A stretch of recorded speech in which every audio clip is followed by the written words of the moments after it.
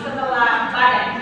Mari kita sambut penampilan peserta yang nomor undian 38 dengan tepuk tangan yang meriah.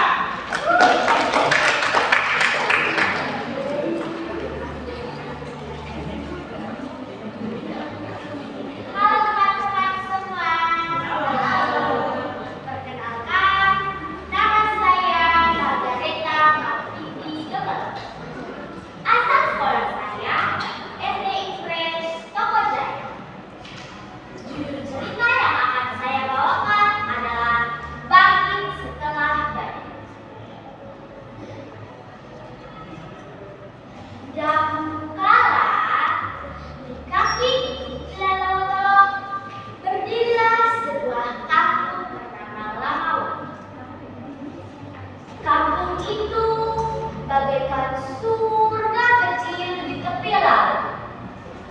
Angin membawa harum garam, ombak bernyanyi dingin, dan kehidupan mengalir damai seperti waktu yang tak terasa. Setiap pagi, suara batu ditumpuk bertalu-talu. Emak-emak meniti jagung sebagai tanda hari baru. Anak-anak berlarian di pantai, meninggalkan jejak kaki di pasir yang hangat. Tawa mereka terpadu dengan nyanyian para ibu yang mendengar gaib, merajut cerita dalam setiap helai. Selain petani, sebagian penduduk bermata pencarian nelayan.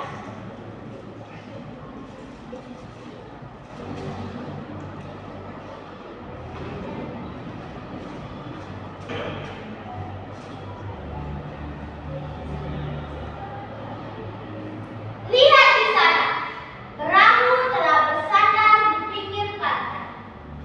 Woi Reu, ayo kita tunggu belakang. Belakang adalah sebuah kebiasaan memberi secara cuma-cuma kepada orang-orang yang berdatangan menuju melaut di tepi pantai saat itu.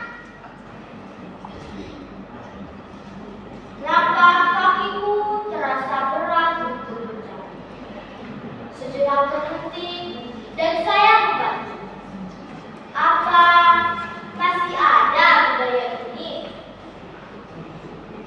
Sebuah warisan nenek moyangku secara sukarela memberi rezeki dikala pulang melaut dan berlabuh di tepi pantai.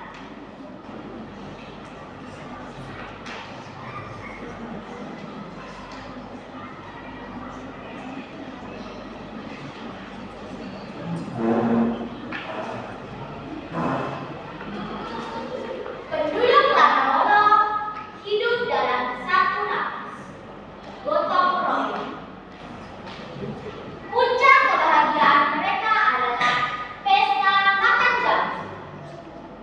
Tradisi suku Lanao sebagai tanda sukuaci. Dalam pesta itu, setiap orang membawa hasil bumi, ubi, pisang, jagung, dan makan bersama di kampung adat, saling tawa dan berbagi cerita.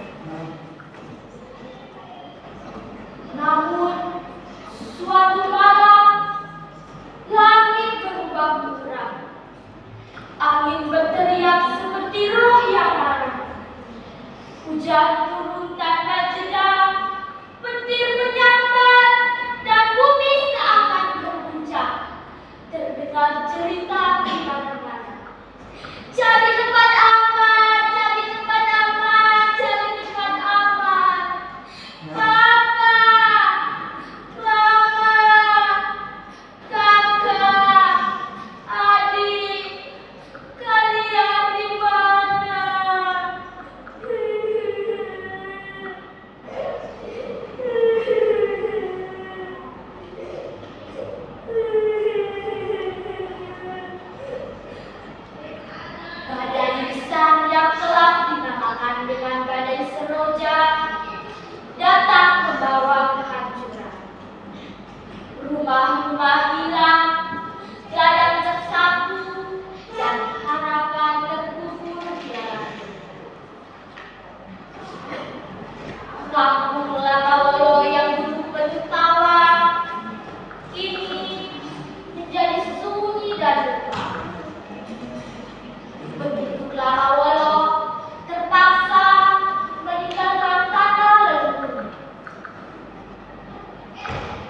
Mereka berpindah ke perumahan baru yang lain.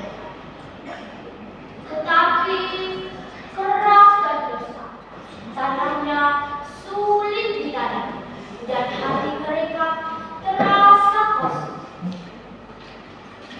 Pada suatu sore, seorang anak kecil berkata, "Papa, aku rindu jamu bose. Aku rindu pesta makan jamu." Kata-kata itu seakan menggantung di udara seperti doa yang kehilangan arti. Hingga suatu hari, datanglah seorang nenek tua bernama Nenek Lena. "Anak-anakku," katanya lembut namun jelas, "kita tidak perlu menunggu tanah luas atau keajaiban. Kehidupan bisa dimulai dari sekecil biji." Nenek Lena pun mengambil biji kacang tanah dan menanam di belakang rumah. Keesokan harinya, anak-anak datang berlari. "Nenek, nenek, kami mau tanam juga. Nenek, ajari kami, nenek, kami mau tanam juga." Nenek Lena tersenyum dan berkata, "Ambillah apa yang kalian." Anak-anak pun membawa biji jambu, ubi, bahkan terong. Mereka mulai menanam bersama. Sedikit demi sedikit, tanah yang keras itu mulai berubah. Bukan karena kesuburan, tetapi karena ketekunan dan harapan yang ditanam di dalam.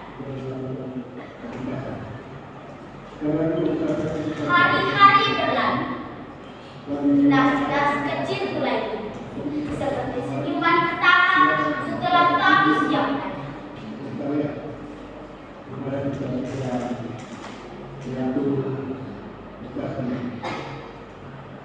Terima kasih.